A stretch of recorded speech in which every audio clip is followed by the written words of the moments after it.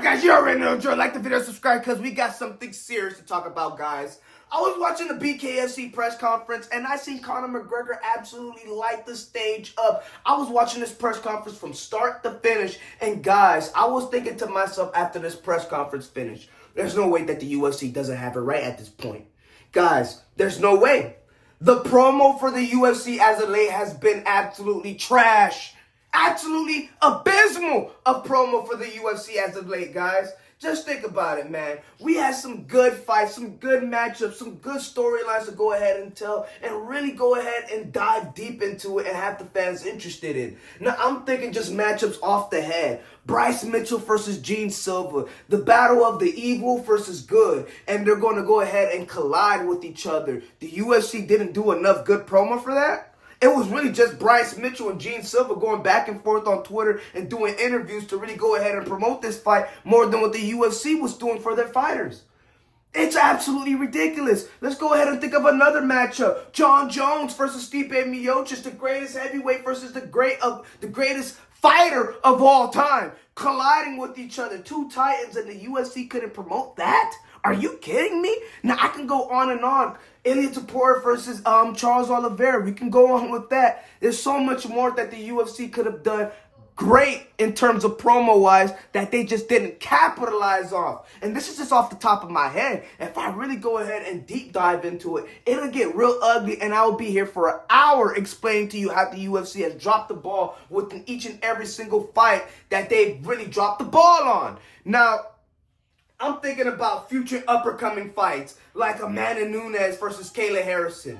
Like, if I'm going to be so honest with you guys, if I don't see these two girls go ahead and clash with each other backstage or anything of that sort, the UFC has not done well in terms of promo. If I don't see these girls really having tough animosity with each other like how Juliana Pena did, you guys have been giving Juliana Pena a tough time, but damn it, I give her some credit for doing some type of promo. But if the UFC doesn't have these girls riled up and feisty against each other, they haven't done a good job. And it's that mother effing simple. Now, I'm thinking about Conor McGregor, and I'm looking at that BKFC press conference, and I'm like, wow, Conor McGregor could still light up the fans. He can still light your eyes up, and he can still have you think there's a possible return for a Conor McGregor. Now, some of you guys aren't even going to go ahead and put that in your hearts because he's failed you time in and time out. But damn it, after watching that press conference, I'm back at the Conor McGregor train.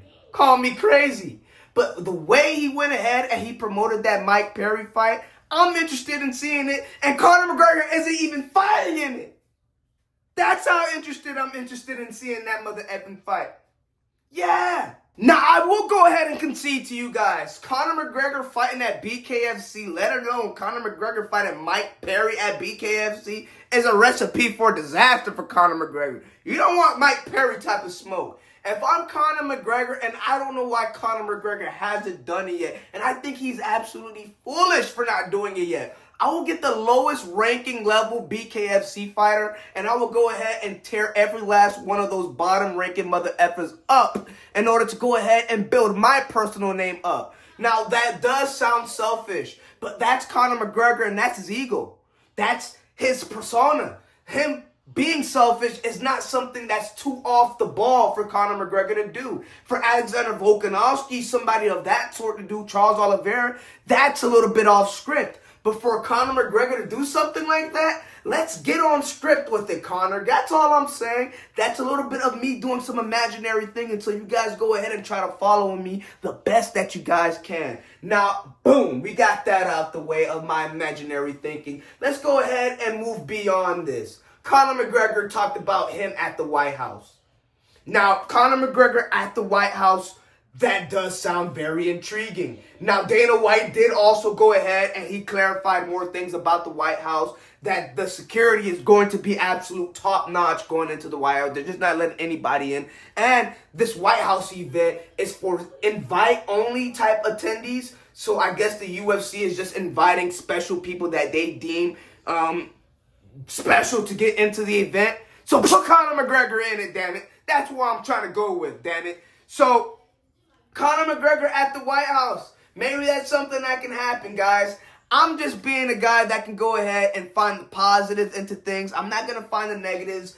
Guys, just think about it and let's go ahead and try to manifest Conor McGregor at the White House, because let's think about this. It's going to be special. It's no other thing to even think beyond that. But all in all, guys, you already know the drill, and I ain't got to tell you to. Like the video, subscribe. You're on the road to 600 subscribers, damn it. So do it right now. Why are you looking at me? Why are you go ahead doing your dishes? Why are you doing whatever the hell you're doing? Like the video, subscribe, because we are on the road to being special. We are on the road to being great. So help the greatness, and we will go ahead and make you great at that. Hopefully that promo was good. That was Conor McGregor-esque type style. Guys, like I said, like the video, subscribe. It's your boy, Fetty MMA.